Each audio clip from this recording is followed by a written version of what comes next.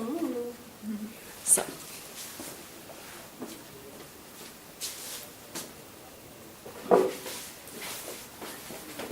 So first of all, thank you for being here this afternoon. Today we're going to present to you our advice for the preventive organizational diagnosis. And we first of all start with shortly introducing ourselves, who we are and what we're doing. So my name is Kristina and I'm playing tennis since 2006, and I was also active in a club in Germany, and next to that at the moment I'm doing my tennis trainer license also in Germany. My name is Alex, and since 2009 back home in Romania I played basketball and was also really active in the club I played. So, and we are both studying sport health management, and we are also both in our first year. As part of the assessment in the third module in our study program, we had to deliver a preventive organizational diagnosis. Why should a club request or get an organizational advice? Well, it would be hard for members of the club or the board to get a really objective view of the club. So maybe a picture from the outside brightens the view a little bit. After all, you are there as members to enjoy the volleyball, not to take care of stuff. To create an organizational advice, we use the contingency theory model, which categorizes clubs in four ways. An unhealthy club, which most probably is not going to exist in the next 5 years. A healthy club, which is struggling to exist, but most probably is going to go on.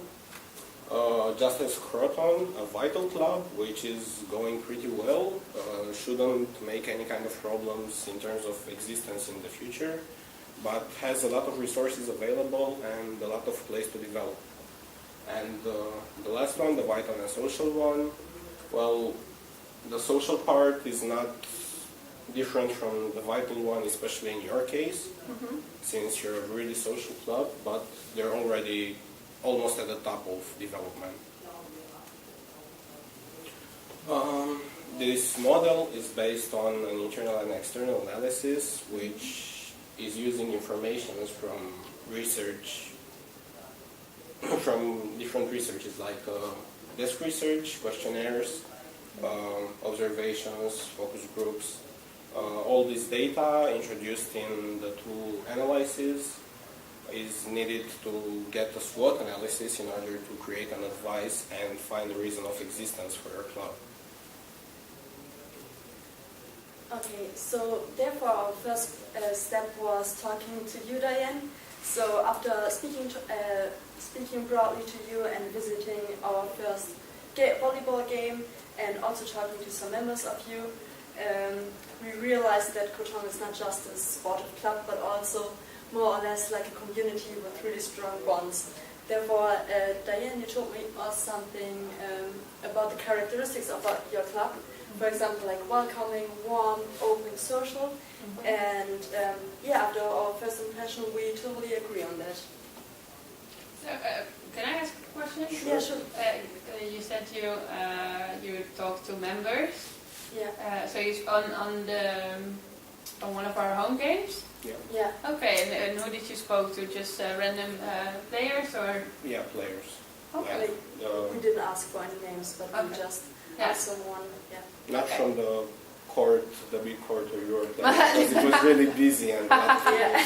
Okay, no, cool. Alright, I didn't know that. Okay, so to get a first impression of your club, we started with the internal analysis, and therefore we used the AKB model. And like the auto cycle is more or less just for us to get a broad overview about how your club is functioning, what you're doing already, what you're not doing. And I think for you it's mainly more interesting like the inner cycle. It is about the right of existence, and therefore we had a look, for example, at the financial situation of your club, at the volunteers, and also the members, of course. For your financial situation, we saw that you're a pretty healthy club, and also concerning the volunteers, you have a lot of volunteers all of your members. Just concerning your members, you have like quite a lot you have members, but there is still space to get more members. But the amount of members doesn't really threaten your right of existence. So all in all, you definitely have a right to exist, and it will also like exist in the next 5 years probably. As part of the external analysis, we did stakeholder analysis. Definitely one of the most important stakeholders is the ACLO, which provides the location for trainings and games and part of the marketing. You have a close relation to them since you are there all the time. Other stakeholders that are really important, but you don't really relate to them until now, are the two universities in the city that provide thousands of students each year, a lot of them international students, a strong point of Marathon. Other important and mentionable stakeholders are the small businesses of your organization, Party Café de Dos, which is also the headquarters and the place where the social activities happen. It's a good way to show the club, to promote it, and also to take care of the inside social awareness. For the macro environment, we did a D-step analysis. I think most important for you is the demographics, because that every year there is steadily an increasing number of international students coming in. From a political part of view, the government, the Netherlands Sport Association, states in their policy that they want to promote health and a sportive lifestyle to the city, and they are willing and really want to cooperate with different sport providers in order for those sport providers to give the local population better chances to engage in physical activities. So they are willing to give subsidies and funds more and more to clubs and different chances for the people to participate in any kind of physical activity. So then we come to the advice. I think that is maybe most interesting for you. And our advice is based on the SWOT analysis we did. So first of all, the biggest strengths we noticed for your club is that you're the only volleyball club in Groningen, student volleyball club in Groningen, which accepts international students. Close to or more than 50% of your active members are also volunteers. You're organizer of different volleyball tournaments, especially the Croton Beach volleyball tournament, which is pretty big. And you also own businesses which keep your financial status really healthy. So for the weaknesses, first of all, we wrote down that your marketing is not well targeted. So that means like there are still a lot of resources which are not used. So there's still something to improve. Furthermore, we saw that you have mainly female members, and that you still have a lot of possibilities to also attract more male participants. And the last weakness we found was that you do not really have a clear and transparent policy. So at least when we started to talk to you, because like you did not really have like a vision and mission which is really openly and which also like the members all know. As part of opportunities from the external analysis, a lot of international students and students come every year here. This is one of the biggest opportunities for your club, especially combined with the strength that you are the only club that accepts internationals. There are several possibilities of receiving subsidies from the government. They are really willing to help. And there are also target groups not yet approached in the city as male students mentioned earlier. So to the threats we found, you got within the ACLO you have like two direct competitors, so the Donators and Ferratos. So they're like really directly also in the ACLO. Another possible threat would be that recently the government decided that they're spending too much money on subsidies, and not necessarily too much, but they're not spending it in an efficient way. So over the last 5 years, they had a loss in terms of subsidies offered to different organizations. So several subsidies received until now might not be the same way from now. So, and the last threat might be the individualization, because it more and more becomes a trend that the people are more likely to go jogging, going to the gym, so more and more doing like an individual sport than going to a club and doing team sport. So then we already come to our first advice. This would be like, so like every year more and more students come to Groningen, and there are still an increasing number, as I already said, in international students who are coming to Groningen. Therefore, it might be like really interesting for you to get more international students in, because you're allowing also international students in comparison to other clubs to get a member, and that makes you already like a step ahead in front to other clubs. Then to the fact that you have a really nice history and that you're like the oldest volleyball club in Groningen, this can be really good used as for marketing. Therefore, we think it would be like really nice that you stand out in front in comparison to other clubs. That you have like for example, like a appealing figure that that the students can relate to something.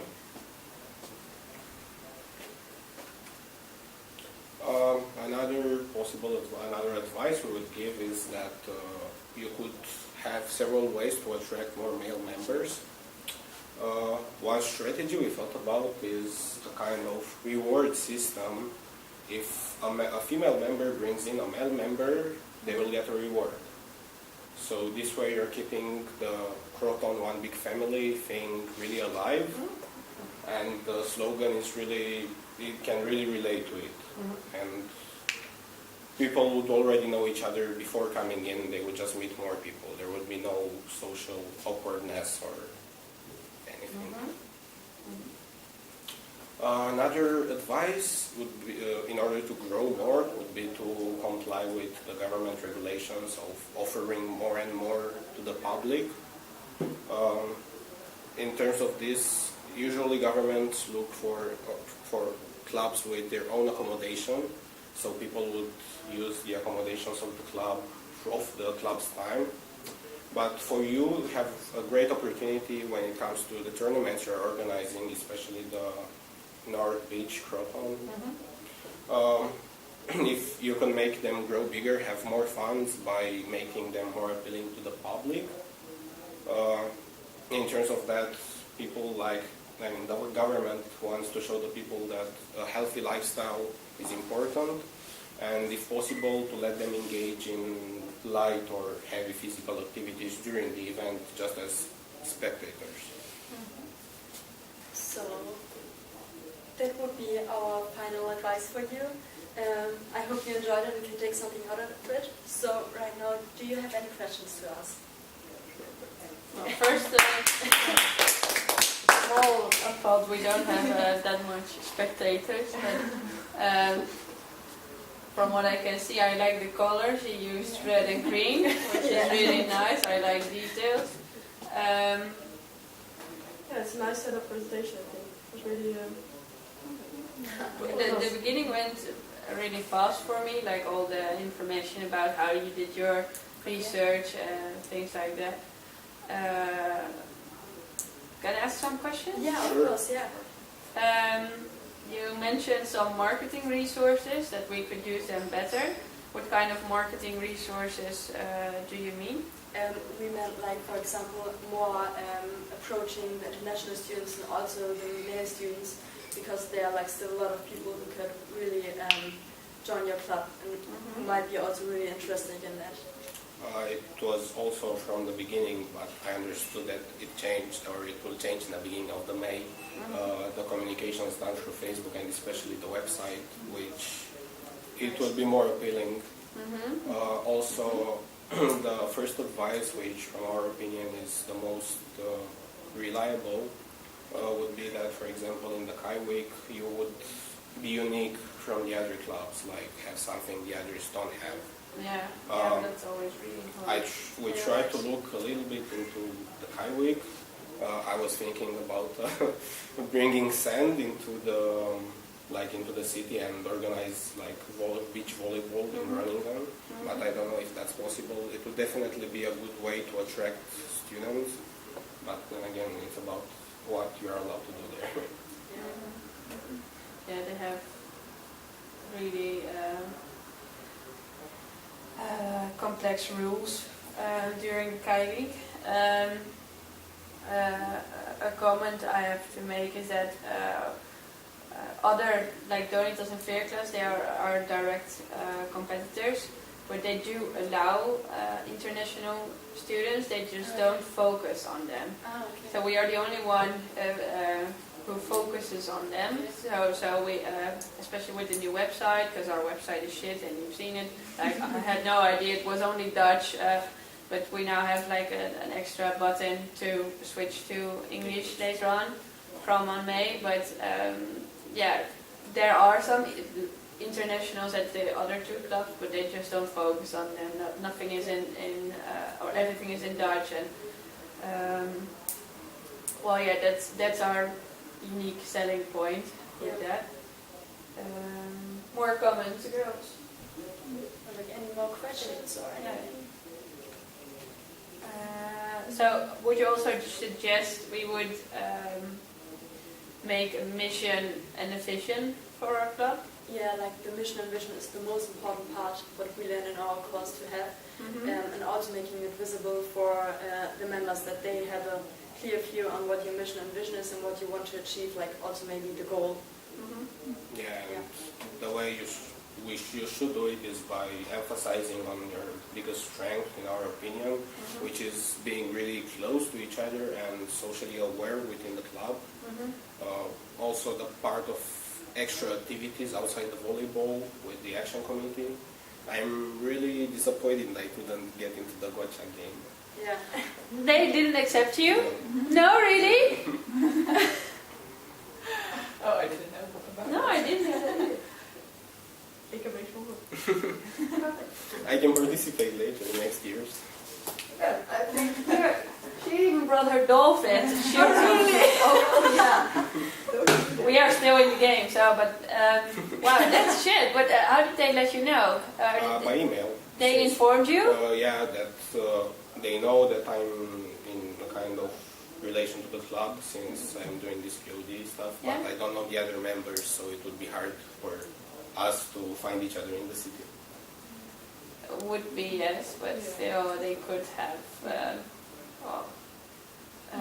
had some more discussion about that.